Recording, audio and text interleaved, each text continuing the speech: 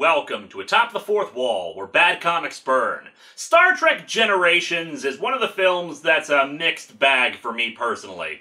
I certainly enjoyed it at the time. It may even have been the first Star Trek movie I ever saw in theaters. I have vague recollections of seeing Star Trek 6 in theaters, but I was only 4 years old if I did. But looking at it nowadays, it's not considered one of the best Star Trek movies out there. I don't think it's as bad as people make it out to be, but it's certainly not one of the best. It has major plot problems, some of which could have been easily written off with only a sentence or two of dialogue, but then there are major thematic and narrative problems that we'll be getting to throughout the review. I'd say of all the films considered bad, this is the least bad, though that's just my own opinion. Unfortunately, that means that a comic adaptation is not going to do the story that much better unless there are massive rewrites to how the events play out. In fact, it may end up even worse, because I've seen some of the cut scenes and they were good things to cut. For those not in the know, Star Trek Generations is the turning point in the film franchise, where it stops being about the original series and instead about the Next Generation cast. The Next Generation is probably the most successful series of all Trek, with mainstream knowledge of it being unequal to the original series. Hell, it's why we even have the debate phrase Kirk versus Picard. For the record, though, the answer to that question is Cisco. One very neat addition at the end of the comic is a 6-page look at how the adaptation process for a movie to comic goes. For example, they're not given a rough cut of the movie or anything like that, just a shooting script that has to be condensed into a comic script, then sent back to the studio for approval, then that's edited by the movie studio to account for cuts made to the movie, then they start getting reference photos and sketches made for the movie, like special costumes that characters will be wearing, or technology, or where characters are standing relative to one another. But then again, some stuff just isn't available yet, and there's stuff that you'd think would be. Like, for example, color photos. But hey, you work with what you've got. So let's dig into Star Trek Generations and see if they did an admirable job adapting, or possibly even improving, the film.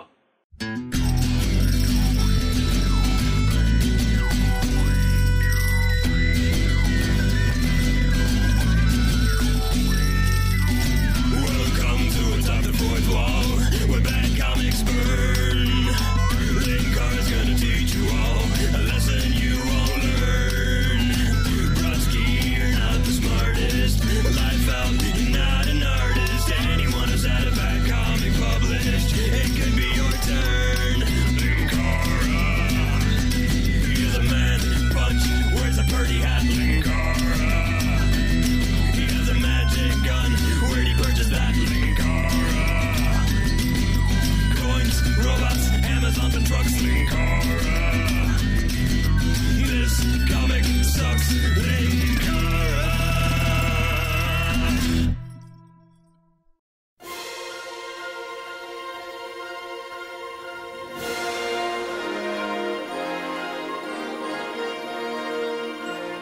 The cover is bleh. You have a comic about time travel, the two most famous of the captains of the Enterprise meeting, two pop culture icons joining forces, space battles, emotional turmoil, and unresolved dreams and desires. And your best idea for the cover is 5 people awkwardly standing over nothing. Oh, I'm sorry. Only 4 of them are standing still with completely blank expressions on their faces. Picard is leaning in and reaching out his hand, as if he was trying to emulate all those Doctor Who promotional poses. Everyone just looks so bored, which is actually pretty accurate for a lot of people who saw this movie, ironically enough. The official comics adaptation of the Paramount picture, as opposed to all those unofficial bootleg comic adaptations of Star Trek Generations that people were making. I hear one of them has the crew fighting the Teenage Mutant Ninja Turtles. We open on Earth in a scene that was cut from the film, supposedly by Shatner's request, though I have no idea why. Chekhov and Scotty are standing in a field and staring up at the sky looking for something. There he is, there to the south. What are you, blind? That's a bird, lad. But it's opening up a parachute. I can see it from here. You're daft, lad. That's a paratrooping bird. We get 'em all the time during the season. Rappelling the crystalline trench, rafting down lava flows. Considering the sheer heat and fumes from hot lava, that's a pretty impressive trick to raft on it. Seeing as how, getting close to it will make you kinda, sorta dead. And now orbital skydiving. It's like the man is running a bloody decathlon across the galaxy. Ah, the Milky Way Marathon. It might take a while for some, but others managed to pull it off in a mere 300 years. And indeed, it's Kirk, who lands a few feet away from them. Kirk happily proclaims that he jumped out over the Arabian Peninsula and ended up right on the target. Actually, Captain, your precise target area was 35 meters that way. Thanks for pointing that out, Mr. Chekhov. Now, either I have to go up and do it again, or you can just pull that bullseye target over here, and we'll say it was perfect. Kirk says he wants to make an even more difficult jump tomorrow, but Chekhov says that they're busy tomorrow attending a ceremony. Kirk says he's not going, despite making a promise to attend. When I retired, I swore I'd never set foot on a starship again, and I meant it. Jumping out of an orbital capsule, however, yeah, that's totally different. I don't want to hear any more about it. I'm not going. And we cut to him on board the starship. The three are attending the christening ceremony for the Enterprise B. Originally, this was supposed to be McCoy and Spock with Kirk, but the two declined what was essentially a glorified cameo. And naturally, to the annoyance of the three, they are inundated by reporters who all want them to make statements into their little bootleg handheld game consoles. They're also greeted by the captain of the Enterprise B, John Harriman, as played by Alan Ruck from Ferris Bueller's Day Off. Unfortunately, I fear they hired him because they wanted Cameron to be the captain and not have him act as someone else, because this guy is friggin' useless, as we'll see. Kirk gives basic platitudes to the reporters before Chekhov introduces the helm officer of the Enterprise B, Demora Sulu. Yep, Sulu's daughter. You know, Scotty, it amazes me. When did Sulu find the time for a family? It's like you've always said, if something's important enough, you make the time. You're right, of course. If you'll excuse me, I'm going to go jump out an airlock and try orbital skydiving from this distance. So that's why you've been running around the galaxy like an 18-year-old, finding retirement a wee bit lonely, are we? Ha ha ha ha! Oh, Mr. Scott, my son is dead. The ship gets underway with the intention of the shakedown cruise just taking them beyond Pluto and then back to space dock. However, they soon pick up a distress call from two transport ships carrying El-Orion refugees to Earth. Harriman says to contact the next nearest starship since they're in no state to mount a rescue, not even having a full crew on board. But he's informed that they're the only ship in range. I would like to remind you that they are in the solar system, which is the center of the Federation and Starfleet. And they are the only ship in range. And here we go. More vindication for my theory that Starfleet only has 2 ships active at any given time. And with that, Harriman orders them to go on the rescue mission. They quickly arrive and detect a strange energy ribbon and the 2 ships trapped inside. Unfortunately, the comic does not do it justice, showing only some weird fiery lines on the view screen. I'll give the movie this credit. The visual effects in space are damn impressive, especially in creating the ribbon. Harriman orders them to keep their distance so they don't get trapped in it too. Kirk can't help but armchair quarterback.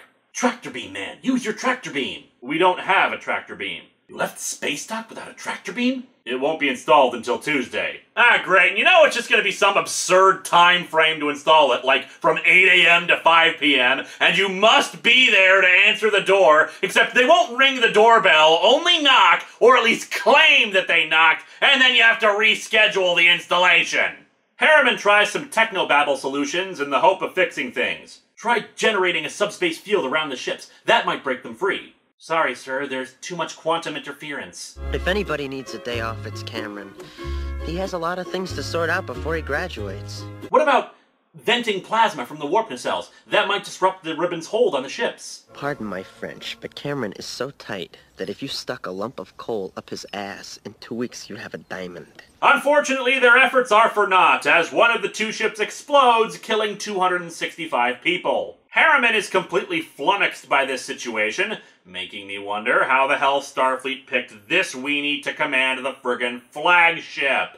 The ship that was so legendary that the christening of a ship with its name is enough to earn reporters and guest crew for its shakedown cruise. I'm curious who the other candidates were that they settled for this dork. A drug addict or a shape-shifting salt vampire, perhaps? But in any case, Harriman asks Kirk for advice in this, and he immediately starts handing out suggestions. First, move us within transporter range and beam those people to the Enterprise. What about the gravimetric distortions? They'll tear us apart. Risk is part of the game if you want to sit in that chair. Be a man. Take some Pepto-Bismol, get dressed, and come on over here. They move in closer and begin transporting people over, but they don't have a medical staff. Won't arrive until Tuesday. Why the hell didn't they just wait until Tuesday for this? Chekhov, however, takes charge and recruits some of the reporters to help out. Scotty, in the meantime, is put in charge of transporting people over, sadly only getting 47 of them out of 150 before their ship explodes. However, it's not because better transporters won't arrive until Tuesday, but rather because he couldn't get a lock on them. The people on the ship kept phasing in and out of the space-time continuum. Don't you hate it when that happens? I mean, I don't know about you guys, but I remember this one time when I had to help out a friend, and then I hosed him down with gravy.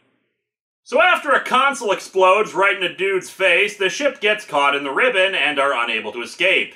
Down with the refugees, our villain of the movie, Soren, angrily demands to be sent back despite, the ship being blown up. Fortunately, Chekhov is on hand with a hypospray to knock his crazy ass out. Also, I just noticed, but everybody is really white. I mean, the coloring makes them absolutely pasty. Well, except for the people who aren't supposed to be white. It'd be really awkward if Guinan here was white too. Scotty comes up with an idea to get them free, using an antimatter explosion to disrupt the field just long enough to pull them out. A photon torpedo will do the trick. And, of course, they don't have any. I'm surprised the doors have been installed at this point. However, there's an alternate way of creating something like it by using the ship's deflector dish. But that involves doing some manual jiggery-pokery near the deflector relays. Harriman volunteers, but Kirk says he'll do it since the captain's place is on the bridge. Although personally, I think it's because he knows if it was Harriman doing it, he'd somehow find a way to lose the entire deck. Also, why the hell isn't Scotty doing it? Or a crewman? Someone with engineering training and not the command-level personnel? Damn, I'm supposed to be retired. I should be out risking my life somewhere, not trying to save everyone else's. That's the work of a younger man. The Star Trek equivalent of, I'm too old for this crap. Kirk succeeds in configuring the what's-a-doodle, but an energy burst strikes out from the ribbon right in the general area of the deflector relays. Well, I presume that happens in the comics, since in the movie it was a big energy discharge that blew a big chunk out of the ship. In this, it's just kind of a little wavy line, and nobody seems to even notice. But yeah, you guessed it, the energy hit the spot where Kirk was, and there's no sign of him when they get down there. In all likelihood, he's dead. Harriman sets a course back for space dock. Screwed up a rescue mission so that most of the people he tried to rescue are dead. Starfleet's greatest hero, dead. Needed said hero to tell him how to do his job. Yeah, I wouldn't get too comfortable in that chair, Harriman. We cut to 78 years later on the Enterprise D's holodeck. Originally, there was supposed to be a thrilling action sequence where a scientific observatory is attacked, but instead they decided to go for a silly ceremony in period clothing so that Worf can get promoted to Lieutenant Commander. I admit, it's not a bad scene and it's kind of fun, just that it seems like a big waste of time and money for the film. Still, there are some funny moments here and there, like Riker accidentally dumping Worf in the water. Data turns to Dr. Crusher and wonders why someone falling into freezing water is funny. It's all in good fun, Data. Try to get in the spirit of things. Learn to be a little more spontaneous. And so Data shoves Dr. Crusher into the water. Data? That wasn't funny. Oh yes, it was. Although in the comic, it's funny for entirely different reasons. See, we don't actually see Data shoving her in the comic. It just goes from Crusher saying he needs to be spontaneous to her falling into the water. Meaning that, as far as I can tell, Crusher jumped into the water instead of being pushed. And thus Geordi saying it wasn't funny means that Crusher's spontaneity is not funny. The exact opposite of what was being said before. Anyway, Picard receives a personal message and quickly walks off the holodeck, but before anyone can wonder what's going on there, the crew get a distress call from a space station observatory under attack. They arrive at the observatory to find the attack over with and the attackers themselves gone. There are a few life signs still on the observatory, and Picard orders Riker to begin an investigation. "But Captain, I thought you would do it." And it's another one of those moments where the adaptation really starts to fall apart. Riker gives a log entry that he's beginning said investigation and says, "I just wonder why the captain seemed so distant when he gave those orders." Oh yeah, he really looked distant when he made this expression. Then again, you looked pretty distant too, Riker. After you first heard the observatory was under attack, you made this expression. Yeah, in the movie, Picard snapped at Riker. Will you begin an investigation? I'll be in my ready room. Sir, make it so. Just do it! That is showing Picard having a problem. This comic is just, oh yeah, he's totally distant by the way he told me to do my job. I mean, what the hell did you thought he would want, dude? Honestly, his orders are no different than normal. Anyway, beaming aboard, they quickly find Dr. Soren underneath some wreckage as well as the corpse of a Romulan, identifying who it was who attacked the station. Back on the Enterprise, Data and Geordi are talking in Data's quarters about what happened on the holodeck. Data has decided that, with his failure to create humor by pushing Dr. Crusher into the water, I don't care what they say, that was hilarious, he's decided that his growth as an artificial life form has pretty much hit an impasse, and the only way he'll be able to advance further is to experience emotions. And the only way to do that is with the emotion chip his father created. Time for backstory! In the series itself, Data's creator was revealed to be alive and well and had been working for years to perfect emotions for Data. However, Data's evil robot twin brother, which is not something I usually get to say outside of superhero comics, was able to steal the chip and kill their father. Data was able to retrieve it, but he never installed it out of fear that the emotions would drive him to become like his brother. Plus, it was partially damaged. But hey, the chip changed appearances in between the series and the movie, so we can presume repairs were made and, okay. Data is now holding the comic version of the chip, and the thing looks like a Who card for a TurboGrafx 16. Perhaps this is actually the origin story of Johnny Turbo. But yeah, he wants Geordi to finally install it, and he does so. Picard gets a briefing about what they know about the attack, and he orders Riker to inform Starfleet about what happened instead of dealing with it himself. A legitimate sign that something is wrong with him. Unfortunately, I'm too distracted by the fact that Riker suddenly decided to switch uniforms for no reason. I was really hoping the comic would fix this, but nope, apparently they wanted to adapt everything about the movie. There was apparently concern about how the Next Generation uniforms would look on the big screen. And apparently they decided that instead of doing, screen tests of them and maybe making new ones if they didn't look good, that instead they'd borrow the clothes from Deep Space Nine. And then just have the crew switch between uniforms at random without any comment. Yeah, I don't get it either. We then quickly cut to the Enterprise's lounge, 10 forward, and a humorous bit with Data and Guinan. I'm skipping it so we can get to more plot. Bear in mind, we've passed the 1/3 mark of the comic and we still barely know what the plot is other than stuff happens. Soren talks to Picard about how there's a critical experiment back on the observatory that he needs to finish. And apparently no one bothered to ask the surviving scientists, say, were you guys doing any experiments that the Romulans might be interested in that they'd attack you guys for? Because Picard just shrugs this off and says they can't let them back over there until they've completed their investigation. Soren then makes this cryptic remark. They say that time is the fire in which we burn. And right now, Captain, my time is running out. We leave so many things unfinished in our lives. I'm sure you understand. Yes, I understand. I think Linkara should get around to finishing the history of Power Rangers at some point, too. Hello! I'm the Doctor, and we'll be right back! Oh dear. Oh, we're back!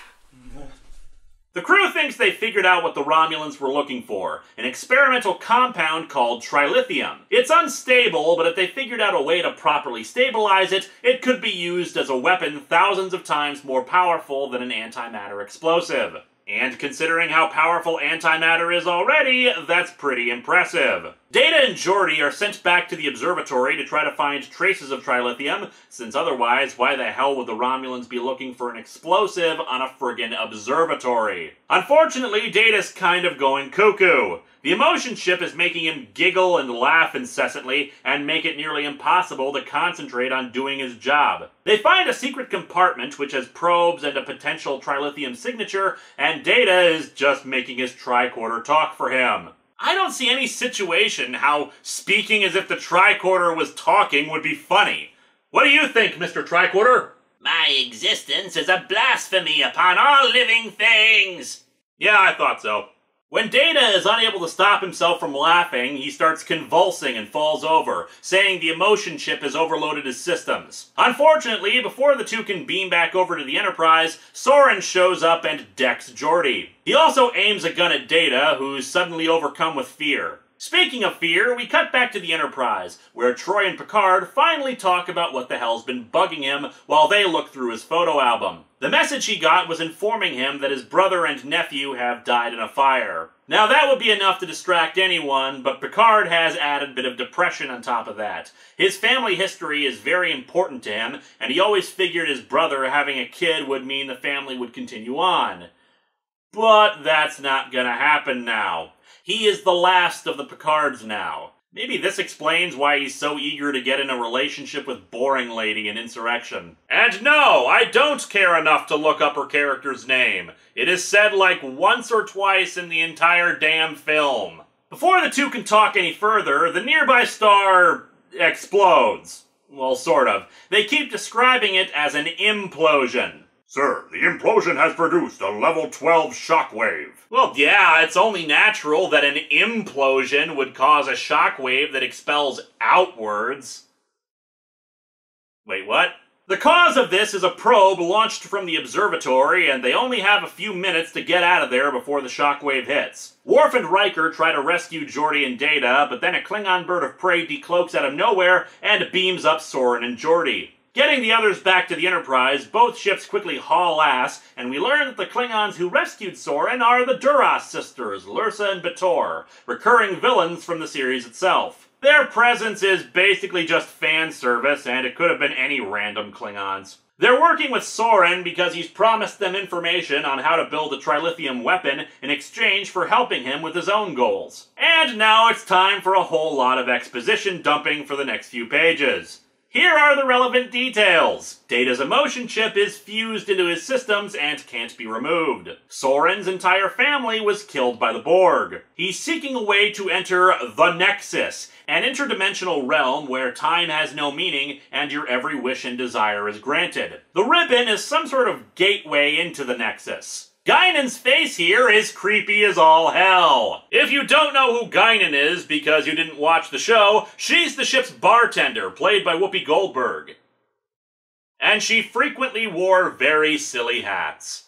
One interesting thing left out of the movie is noted here, that she says that being in the Nexus changed her, that she knew things about people and events in time that she didn't before, which suggests that her insight in the series is not part of her species, but just a part of this magical whatever the hell the Nexus is. Also, seriously with that face, what is even the hell? Geordi gets tortured for information that I don't know why he needs to know it, and Picard and Data are in stellar cartography trying to figure out where Soren is headed next. If it seems like I'm rushing through this right here, it's because the pacing is one of the big problems with this story. It takes its sweet-ass time for the first half, and then suddenly, BAM! It hits you with thing after thing after thing. If I comment and joke about everything, then this episode will be an hour long.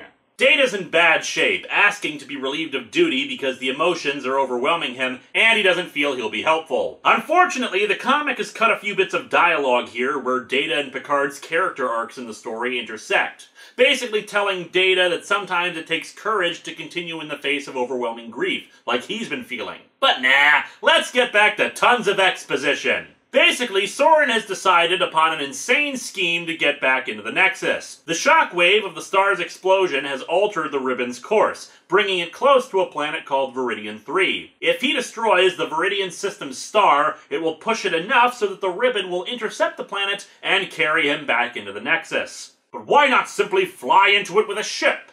Our records show that every ship which has approached the ribbon has either been destroyed or severely damaged. And here's your big plot hole that could have been fixed with a hand-wave dialogue. Why doesn't he just beam into space in a spacesuit where he knows the ribbon will be and just wait? But no, instead he proceeds to go with his plan to blow up stars. Who the hell ever thinks that's a good step in your plan? And so, little foam lizard, that is my plan for blowing up the star that's obscuring my view of Proxima Centauri. What do you think? Now, blowing up another star will produce another destructive shockwave.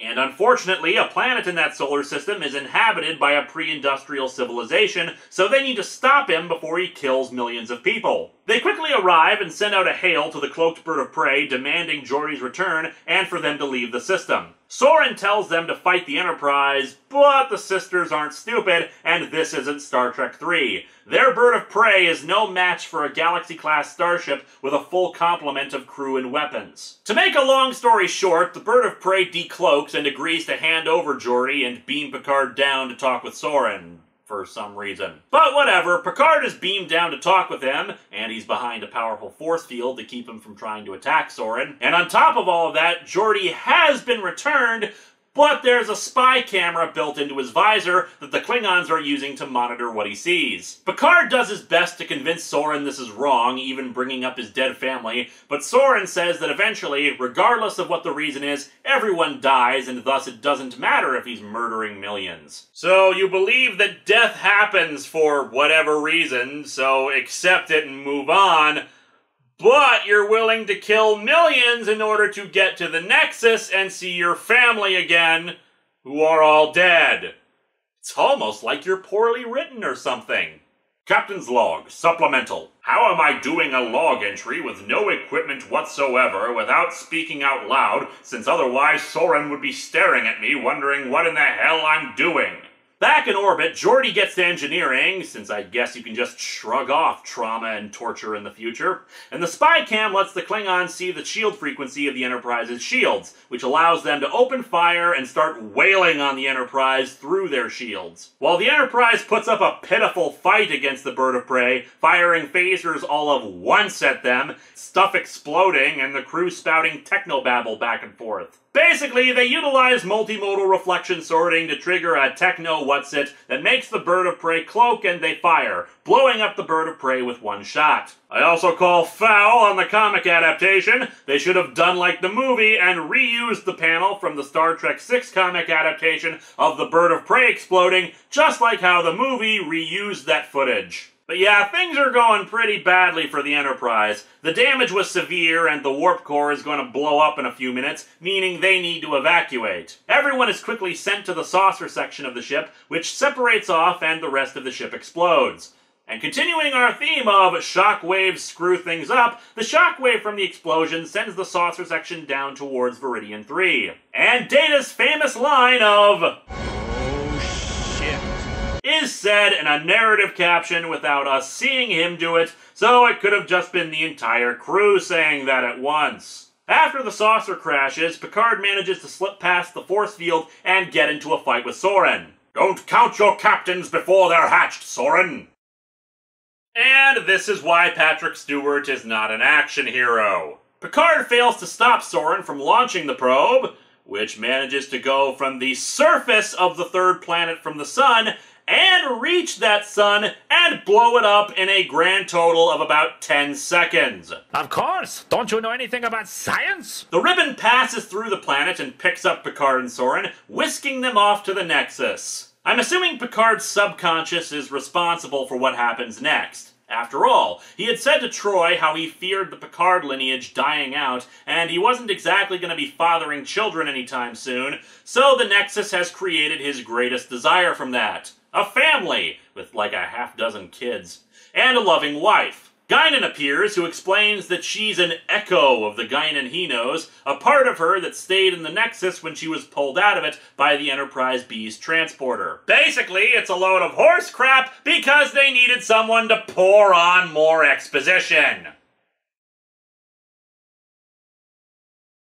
What? Guinan says he can leave the Nexus and go to any point in time because, the Kool-Aid Man is red, but he's gonna need some help since Soren kicked his ass before. She can't leave because she's not a real person, but she recommends Kirk, who was also sent to the Nexus when he was blown out into space at the beginning. Picard goes to see him, and Kirk is fairly confused by all of this, since Picard starts babbling about being from the future, and yet they're located at a cabin from Kirk's past. By the by, this glorious meeting across generations, the moment of Kirk and Picard meeting that so many have waited for, there are literally only 6 pages left of the comic.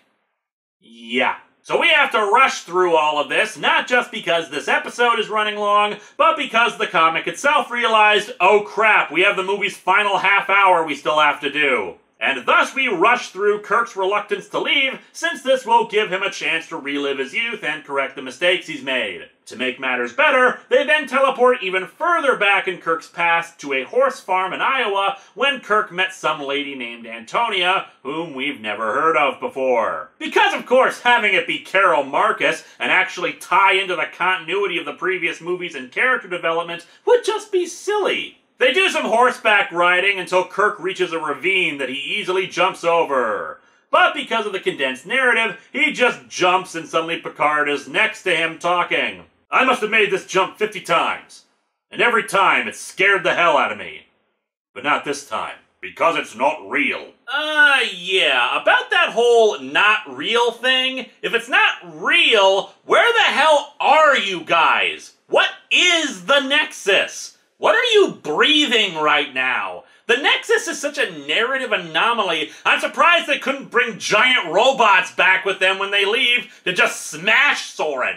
And it's here where we get the best scenes of the movie, since honestly, the interactions between Kirk and Picard, one of the big selling points of the movie, are legitimately good. Kirk tells Picard how he should never let them take him off the bridge of the Enterprise, since while he's there, he can make a difference. You don't need to be on the bridge of a starship. Come with me.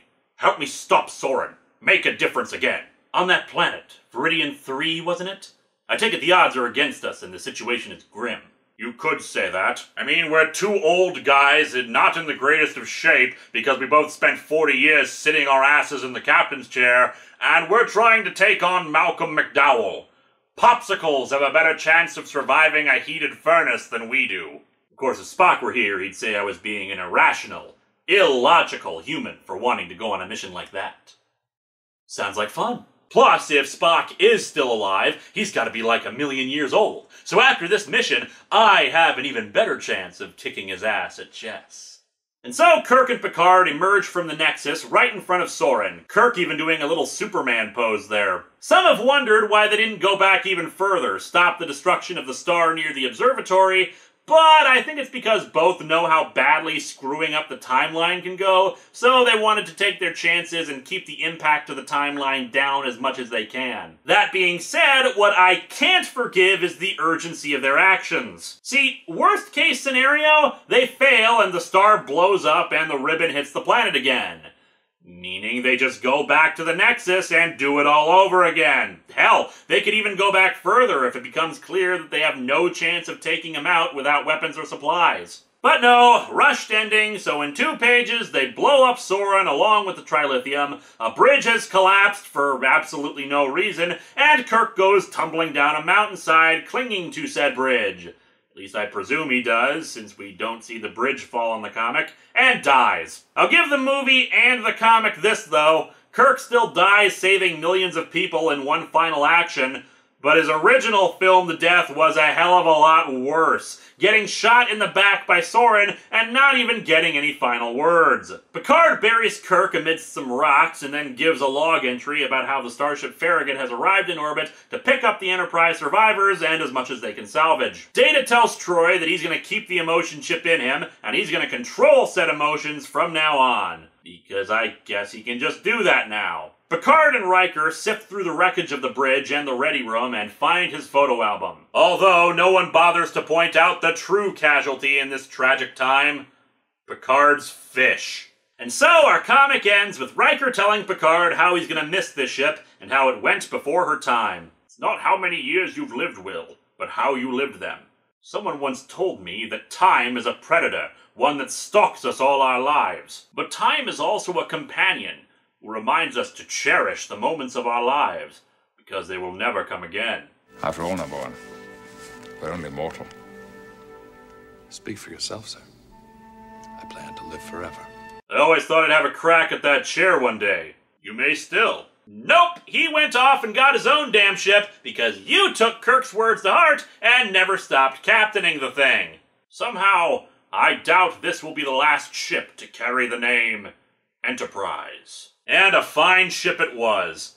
A pity, then, that this comic sucks. Ignoring the problems with the film itself, the comic has its own issues. I'll give it credit that it got the likenesses of the actors down perfectly, but the artist seems incapable of drawing the crew with any expressions other than blank stares and dull surprise. In addition, the pacing is awful, with a slow build for the first third, flooring it through the middle, and dumping out as much exposition as it can before needing to wrap up everything quickly at the end. I didn't mind the pacing at the start, but it needed another 20 pages to stretch things out properly. My colleague in video reviewing, SF Debris, who of course by now you should all be watching, says that a major problem with the film is that it's not about anything, which I take to mean that there isn't really a central theme to the movie, or at least tackling several themes that intertwine. Much like how Star Trek II was about death, aging, revenge, and obsession, or Star Trek IV was about saving the whales, or how Star Trek Insurrection was about wasting our time and brain cells. The point being that I'm not sure that it needs to have a central theme like that, as long as the events are entertaining, logical, and fun. That being said, I think the movie does have central themes, it's just that they're not developed very well, which in turn is carried onto the comic. For Kirk, it was about realizing he could still make a difference even if he had retired and given up command to other people. It's just that his journey is bookended and kind of relies on a stronger connection to all the previous films of development to realize that, especially Star Trek The Motion Picture, where he wasn't ready to give up command for anyone. I'm replacing you as captain of the Enterprise. Who am I to argue with the captain of the Enterprise? For the Next Generation crew, it's about accepting loss and change, from Data getting his emotion chip and having to accept the downsides of the emotions he now has, to Picard feeling a loss of his family and coming to terms with that. The problems there are that they're just kind of resolved off-screen. Data learns to control his emotions, somehow, and Picard learns to accept that we need to cherish what we have since it'll never come again. Because Kirk died, after proving that what he had could come again. Whoops. There's only one more movie comic aside from the 2009 reboot movie, and we'll be getting to that one this summer. But something tells me that that won't be the last time we talk about the Starship Enterprise.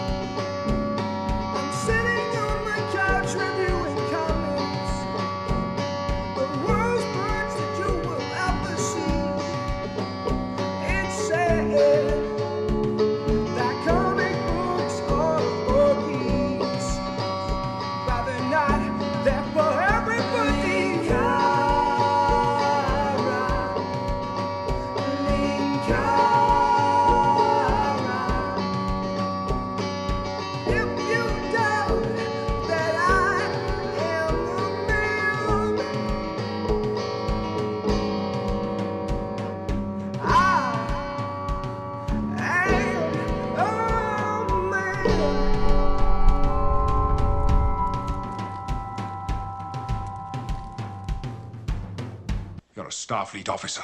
You have a duty. I don't need to be lectured by you. I was out saving the galaxy when your grandfather was in diapers. Besides which, I think the galaxy owes me one.